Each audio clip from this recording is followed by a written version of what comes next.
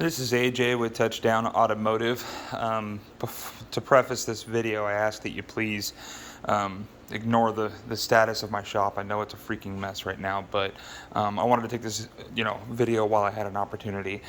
When I do a motor swap, I charge full book time, and I rarely discount my labor. And I turn away a lot of motor swaps, and a big portion of that is just the amount of time that it takes and how much shop space it takes up. And my customers don't understand why I'm buying a $500 engine or a $600 engine, and I'm charging upwards of $2,000 in labor. And I thought I'd, just for fun, take a video showing some of the labor that goes into it, and maybe it'll make more sense. This is a 2012 Ford Transit with a 2.0. Back when this 2.0 was in like the Ford Focus or the Ford Escape, it was a very easy motor job. You didn't have to pull the transmission.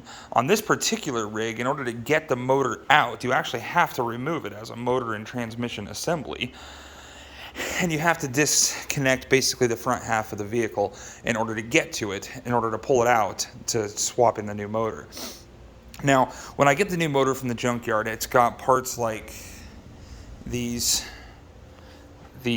All of these are good parts that the vehicle once needed, but since I'm interchanging my motor in there, all my parts are good, and I know that, and so I have to interchange all of the parts from the old motor to the new motor.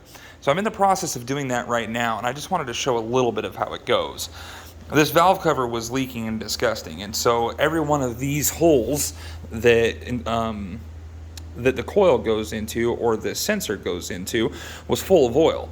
So I've got to reseal the valve cover gasket, and that includes the boot holes. The intake manifold had to get interchanged because there's a secondary air pump on the other car that this car didn't have. So I had to take this off. Well, when you take this off, it's sealed not only here at the injectors, there's injector O-rings that go down there, but there's also a seal in between where the head meets the valve cover. So we've got valve cover gaskets, or where the head meets the intake manifold. So we've got valve cover gaskets, we've got coil boots, we've got intake manifold gaskets, we've got injector O-rings so far. Now to take this off, in order to access a bolt, I did have to remove the throttle body. That means new throttle body gasket.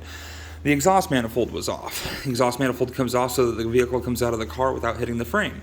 That includes a new gasket. Anytime that I pull a motor out, I make sure to reseal the rear main seal. That can only be accessed if the transmission is out of the vehicle, which is why we do it now. So you'll see that there's a brand new rear main seal. That includes removing the flywheel,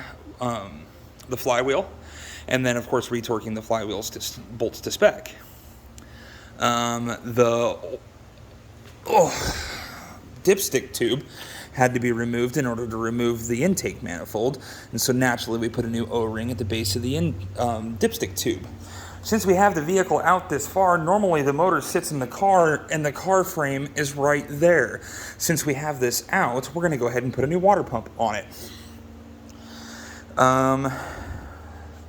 Those are just some of the parts that I have off, and I'm doing in the interchange process right now. Not to mention spark plugs, oil filter gasket because the housing had to come off, oil itself, coolant and bleeding process, not to mention the actual removal of this assembly from the vehicle is pretty labor intensive.